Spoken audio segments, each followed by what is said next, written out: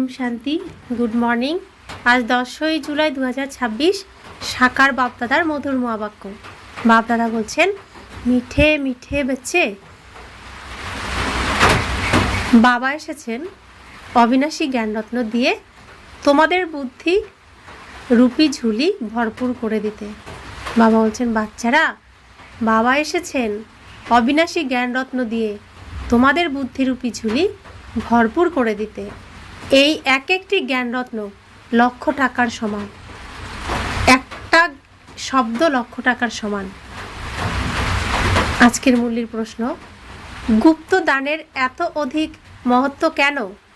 উত্তর, কেননা বাবা তোমাদেরকে এখন গুপ্ত জ্ঞানরত্নের দান দিচ্ছেন, এটা দুনিয়া জানে না। তারপর বাচ্চারা, তোমরা এই জ্ঞানরত্নের দান করে বিশ্বের রাজত্ব গ্রহণ করো। এটাও তো গুপ্ত, না কোনো লড়াই, না কোনো বারুদ ইত্যাদি, না কোনো খরচাদি হয়। গুপ্ত রীতিতে বাবা তোমাদেরকে রাজত্ব দান করছেন, সেজন্য গুপ্ত দানের অনেক মহত্ব। ডবল ওম শান্তি। এক শিব বাবা বলছেন, এক ব্রহ্মা দাদা বলছেন, দুজনের স্বধর্মই হলো শান্ত, দুজনেই শান্তিধামে থাকেন। নিরাকার দেশের অধিবাসী এসেছেন সাকারি দেশেতে পার্ট প্লে করতে, কেননা এটাই তো ড্রামা, তাই না? বাচ্চাদের বুদ্ধিতে ড্রামার আদি মধ্য অন্তের জ্ঞান ভরা আছে, উপর থেকে নিচ অবধি। উচ্চ থেকে উচ্চতর হলেন ভগবান, তার সাথে বাচ্চারা। এই কথাকে ভালোভাবে বোঝো, তোমাদের ছাড়া এই জ্ঞান কারোর মধ্যে নেই। তোমরা পড়াশোনা করছো ঈশ্বরের স্কুলে, ভগবান উবাচ। ভগবান তো একজনই, কোনো 10 থেকে 20 জন ভগবান নেই। বাকি যেসব ধর্ম আছে তাদের মধ্যেও যেসব আত্মারা আছে, সকলেরই বাবা একটাই। পুনরায় বাবা সৃষ্টি রচনা করেন, তাই বলা হয় প্রজাপিতা ব্রহ্মা। শিবকে প্রজাপিতা বলা হয় না, প্রজা তো জন্ম মরণে আসে, আত্মা সংস্কারের আধারে জন্ম মরণে আসে। পুনরায় চাই প্রজাপিতা ব্রহ্মা। গাওয়া হয়, পরমপিতা পরমাত্মা প্রজাপিতা ব্রহ্মার দ্বারা রচয়িত করেন, অর্থাৎ রচিত করেন। তাকে ডাকা হয়, পতিত পাবন এসো। যখন দুনিয়া পতিত হয়ে যায় আর তার অন্তিম সময় এসে যায়, তখনই বাবা আসেন পতিত থেকে পাবন বানাতে। এখন তোমরা জেনে গেছো যে বাবা আসেনি একবার, আর অন্য কোনো সময়ে আসেন না। এখন তোমাদের সমস্ত জ্ঞান প্রাপ্ত হয়েছে, তোমরা হলে ড্রামার অভিনেতা। ড্রামার অভিনেতাদের সকলের অভিনয়ের বিষয়ে অবশ্যই জানা উচিত যে কি কি পার্ট আছে। সেটা হলো ছোট লৌকিকের পার্ট, ড্রামা। সেসব তো সকলেরই জানা আছে, তোমরাও দেখে আসছো, চাইলে লিখতেও পারো, স্মরণ করতে পারো। ছোট আকারের হয়। এটা তো হলো অনেক বড় অসীম জগতের ড্রামা, যাকে তোমরা সত্যযুগ থেকে শুরু করে কলিযুগের অন্ত পর্যন্ত জানো। বাচ্চারা, এখন তোমরা জেনে গেছো যে আমাদের অসীম জগতের বাবার থেকে অসীম জগতের উত্তরাধিকার প্রাপ্ত হচ্ছে। পুনরায় লৌকিক জগতের বাবার থেকে লৌকিক উত্তরাধিকার স্থূল সম্পত্তি প্রাপ্ত হয়। বাবা বুঝিয়েছিলেন যে যারা রাজা হয় তারা পূর্বজন্মে দান পুণ্য ইত্যাদি করার কারণে এক জন্মের জন্য রাজা হয়। এমন নয় যে তারা পরবর্তী জন্মেও রাজা হবে। তোমরাই যারা সত্যযুগের রাজা মহারাজা ছিলে, এরকম ভেবো না যে তোমাদের রাজত্ব কোথাও লুপ্ত হয়ে যায়। পুনরায় যখন ভক্তিমার্গ শুরু হয়, তখনও তারা অধিক দান পুণ্য করতে থাকে, তখন তারাও রাজগদিতে বসে, কিন্তু তারা হয়ে যায় বিকারী রাজা। তোমরাই যারা পূজ্য ছিলে, তোমরাই পুনরায় পূজারী হয়ে যাও। সেটা হলো অল্পকালের সুখ, দুঃখ তো কেবল এখন হয়। এখন তমপ্রধানের মধ্যেও তোমাদের সুখ আছে, কোনো লড়াই ঝগড়া ইত্যাদির কথা নেই। এসব তো শেষের দিকে হয়, যখন আনুমানিক লক্ষ সংখ্যক হয়ে যায়, তখন লড়াই ইত্যাদি শুরু হয়ে যায়। বাচ্চারা, তোমাদের তো সত্যযুগ ত্রেতাযুগ দাপরেও সুখ থাকে, সত্যযুগেও সুখ থাকে, ত্রেতাতেও সুখ থাকে, দাপরেও সুখ থাকে। যখন তমপ্রধান শুরু হয় তখন অল্প একটু দুঃখ হয়। এখন তো হলোই তমপ্রধান। বাবা বোঝাচ্ছেন যে এটা হলোই তমপ্রধান দুনিয়া। তোমরা জানো যে এটা হলো অসীম জগতের ড্রামা। এর থেকে কেউই মুক্তি পেতে পারে না। মানুষ যখন দুঃখে জর্জরিত হয়ে যায় তখন বলে, ভগবান এরকম খেলা কেন রচনা করেছেন? যদি ভগবান নাই রচনা করেন তাহলে দুনিয়াই হতো না, কিছুই থাকতো না। রচয়িতা আর রচনা তো আছে, তার বিস্তারও আছে। সত্যযুগ থেকে শুরু করে কলিযুগের অন্ত পর্যন্ত আর অল্প কিছুদিনই বাকি আছে। তোমরাও প্র্যাকটিক্যালভাবে দেখবে। প্রথম থেকেই তো দেখাবো না, 5000 বছরের আর অল্প একটু চক্র বাকি আছে। সেটা এখন অল্প কিছু দেখাবো। যখন হবে তখন সেটাও সাক্ষী হয়ে দেখবে। যেটা হওয়ার থাকবে সেটা কল্পপূর্বের ন্যায় হবে। এটা তো দেখতেই থাকবে। প্রস্তুতি পর্ব চলছে, বিনাশ তো অবশ্যই হবে। সব কিছুরই প্রস্তুতি চলছে। ড্রামাতে সেসব পূর্ব থেকেই নির্দিষ্ট করা আছে। বিনাশ অবশ্যই হবে। এখন বাচ্চারা, তোমাদেরকে বাবা বোঝাচ্ছেন তোমাদের আত্মা যা তমপ্রধান হয়ে গেছে তাকেও এখানে শতপ্রধান বানাতে হবে। এটা তোমরা এখন বুঝতে পারছো। বাবা গুপ্তভাবে আসেন, গুপ্তভাবেই তোমাদেরকে জ্ঞান প্রদান করেন। দুনিয়াতে তা কেউই জানে না। গুপ্ত রীতিতে তোমরা বিশ্বের রাজ্য নিয়ে নাও। কোনো আওয়াজ হয় না, একদমই গুপ্তদান বলা যায়। বাবা এসে বাচ্চাদেরকে অবিনাশী জ্ঞানরত্নের গুপ্ত দান দিচ্ছেন। বাবাও কত গুপ্ত কেউই জানে না। এই সব বলা যায়। ব্রহ্মাকুমারী কি করে? কিছুই বোঝে না। দুনিয়া কিছু বোঝেই না ব্রহ্মাকুমারীরা কি করছে। বাচ্চারা, তোমরা জানো যে বাবা কত গুপ্ত থাকেন। বাচ্চারা, তোমাদেরকে গুপ্ত বিশ্বের মালিক বানাচ্ছেন। না কোনো লড়াই, না কোনো বারুদ, না কোনো খরচা। এখানে তো একটা ছোট্ট গ্রাম নিতেই কতই না ঝগড়া মারামারি শুরু হয়ে যায়। তাই বাবা এসে গুপ্ত দান দিচ্ছেন। অবিনাশী জ্ঞানরত্ন দিয়ে তোমাদের ঝুলি ভরপুর করে দিচ্ছেন। তারা বলে যে, ভরে দাও ঝুলি শিব ভোলা ভাণ্ডারী। তোমরা জানো যে শিব বাবা আমাদের অবিনাশী জ্ঞানরত্ন দিয়ে ঝুলি ভরে দিচ্ছেন। তাই এক এক রত্ন লক্ষ টাকার সমান। তোমরা কত রত্ন দিচ্ছ, তারপর তোমরা কত দানি হয়ে যাও, সেটাও হলো গুপ্ত। দেবতাদেরকে কতই না অস্ত্র, হাত ইত্যাদি দিয়ে দিয়েছে। বাস্তবে এসব কিছুই নেই। সত্যযুগে দেবতাদের এত হাত ইত্যাদি তো হয় না। কলিযুগে কতই না অনেক প্রকারের হাতিয়ার দিয়ে দিয়েছে। বিনাশের জন্য বমও আছে, আবার তলোয়ার, বাণ ইত্যাদি কি করবে? তোমরা বলো, জ্ঞানের তরোয়াল, জ্ঞানের খড়গ তো তারা অস্ত্র ভেবে নিয়েছে। এসব কিছুই নয়। তোমাদের তো গুপ্তদান প্রাপ্ত হয়, তারপর তোমরা সবাইকে গুপ্তদান দিয়ে থাকো। তোমরা জানো যে বাবা আমাদেরকে শ্রীমত প্রদান করছেন। শ্রীমত হলোই ভগবানের। তোমরা জানো যে আমরা আসি নর্থ থেকে নারায়ণ হতে। তাকে সর্বগুণ সম্পন্ন, 16 কলা সম্পূর্ণ দৈবী গুণধারী বলা হয়।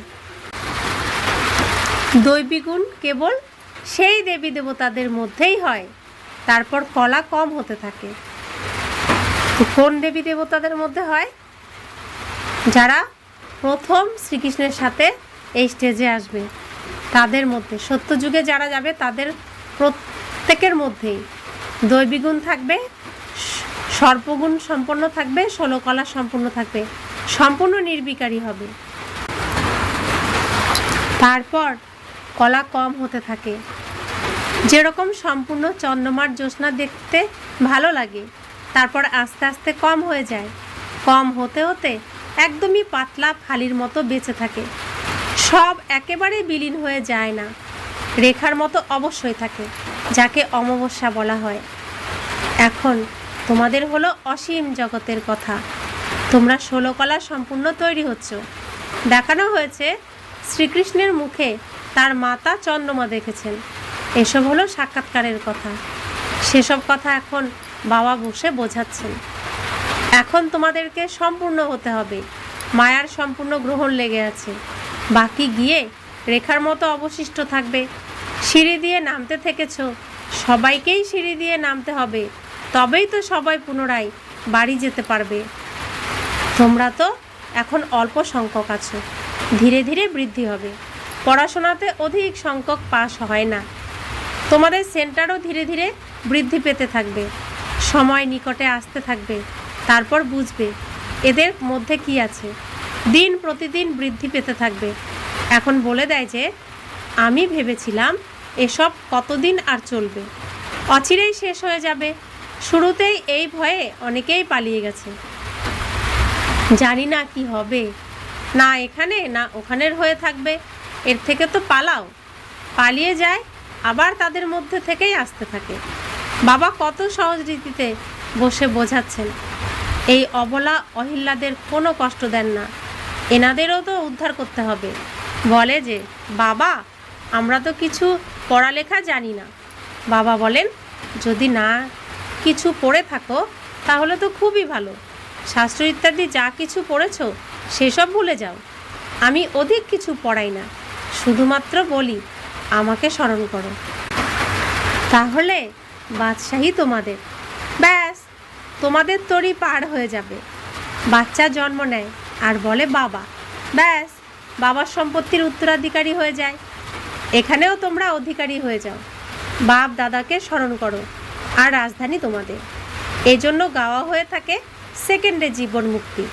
ধনী ব্যক্তিদের শেষ দিকে পার্ট আছে, প্রথম দিকে গরিবদের সুযোগ থাকে। তোমাদের কাছে আপনা হতেই আসবে। যারা দলিত তাদেরও উদ্ধার করতে হবে। ভিলনিরও গায়ন আছে, বলা হয় রাম ভিলনির এঁটো খাবার খেয়েছিলেন। বাস্তবে রামও নয়, শিব বাবাও নয়। হ্যাঁ, হতে পারে এই ব্রহ্মাকে খেতে হয়েছে। ভিলনি ইত্যাদি আসবে, মনে করো টলি ইত্যাদি নিয়ে আসলেন, তো তাদের সৎকার কিভাবে করবে? ভিলনি গণিকা ইত্যাদিরা খাবার নিয়ে আসবে, তো তুমিও খাবে। শিব বাবা বলেন যে আমি তো খাই না, আমি তো হলাম অভোক্তা। তোমাদের কাছেই সবাই আসবে। সরকারও সাহায্য করবে যে এদেরকে জাগাও। তোমাদেরও অটোমেটিক্যালি প্রেরণা হবে। বাবা হলেন গরিব নিবাজ, তাই আমরাও গরিবদেরকে বোঝাবো। ভিলনিদের মধ্যে থেকেও বেরিয়ে আসবে। এত বড় বৃক্ষের ঝাড়, এর মধ্যে একজনও দেবী দেবতা ধর্মের নেই, অন্যান্য ধর্মে রূপান্তরিত হয়ে গেছে। এখন বাবা বলেন যে যারা ভক্তি করে তাদেরকে বোঝাও। তোমরা দেখছো যে চারা গাছ রোপণ কিভাবে হয়, ব্রাহ্মণ কিভাবে হয়। যারা সূর্যবংশী চন্দ্রবংশী দেবতা তৈরি হওয়ার হবে তারা আসতে থাকবে। একবার শুনবে তো স্বর্গে অবশ্যই আসবে। বাবা কাশী কালভার্টের উদাহরণ শুনিয়েছেন। শিবের কাছে গিয়ে নিজেকে বলিদান দিও, তাদেরও তো কিছু প্রাপ্তি হওয়া উচিত। তোমরাও নিজেদের বলিদান দিচ্ছ, পুরুষার্থ করছো রাজত্বের জন্য। ভক্তিমার্গে রাজত্ব হয় না, কেউই বাড়ি ফিরে যেতে পারে না। তাহলে কি হয়? তারা যা কিছু পাপ করেছে সেসব শাস্তি ভোগ সমাপ্ত হয়ে যায়। পুনরায় নতুনভাবে জন্ম হয়, আবার নতুন জন্মে পাপ শুরু হয়। তাছাড়া এখানেই তো সবাইকে থাকতে হয়। নম্বর 1-এ তোমরাই আছো, তোমরাই 84 জন্ম ভোগ করো। সবাইকে শত রজ তমতে আসতেই হয়। বাবা বলছেন যে এই সময় সমগ্র মনুষ্য সৃষ্টির ঝাড় ক্ষণ ভঙ্গুর হয়ে গেছে। মানুষ তো একদমই ঘোর অন্ধকারে কুম্ভকর্ণের নিদ্রায় শুয়ে আছে। একজন কুম্ভকর্ণ নয়, অনেক আছে। তোমরা যতই বোঝাও না কেন তারা শুনতেই চায় না। যাদের পার্ট আছে তারা পুরুষার্থ করতে থাকে, আর তারাই মাতা পিতার হৃদয়ে স্থান লাভ করে। সিংহাসনে তারাই বসে। কত কন্যারা জিজ্ঞাসা করে, বাবা বাচ্চাদেরকে একটু বকাঝকা করতেই হয়। বাবা বলেন এর জন্য এত কিছু নয়, তোমরা আমাকে ডেকেছিলে, আমাদের পতিদেরকে পাবন বানাও। বাবাও বলেন যে কাম হলো মহাশত্রু, এরকম বলা যায় না যে ক্রোধ হলো শত্রু, মাতাদের মধ্যে এতটা থাকে না, পুরুষরা অনেক লড়াই করে। এখন বাবা তোমাদের মাতাদেরকে আগে রেখেছেন, বন্দে মাতরম। না হলে তো মাতাদেরকে বলা হতো তোমাদের পতিই হলো গুরু, ঈশ্বর, তার মতেই চলতে হবে। হাতের সুতো বাঁধা আর তৎক্ষণাৎ পতিত হয়ে যায়। তো হাতে সুতো বেঁধে দিল, বিবাহ বন্ধন হলো, আর তৎক্ষণাৎ পতিত হতে শুরু করে দিল। এই ঈশ্বর তাদের প্রাপ্ত হয়েছে। এখন রামরাজ্য স্থাপন হচ্ছে, বাকি সবাই মরে যাবে। বাবা বুঝিয়েছেন, বিনাশকালে বিপরীত বুদ্ধি, বিনাশকালে প্রীত বুদ্ধি। তোমাদের পরম পিতা পরমাত্মার সাথে প্রীত বুদ্ধি আছে। তোমাদের আত্মা জানে যে শিব বাবা এনার মধ্যে আসেন, এনার দ্বারা আমরা শুনছি। এত ছোট বিন্দু শিব বাবার, এটা হলো টেম্পোরারি রথ। এনার দ্বারা এই রুদ্র জ্ঞানযজ্ঞ রচনা করেছেন, যেটা বৃদ্ধি হতেই থাকবে। বিন্দু বিন্দু করে বাচ্চাদের বুদ্ধিরূপী পুকুর ভরপুর হবে।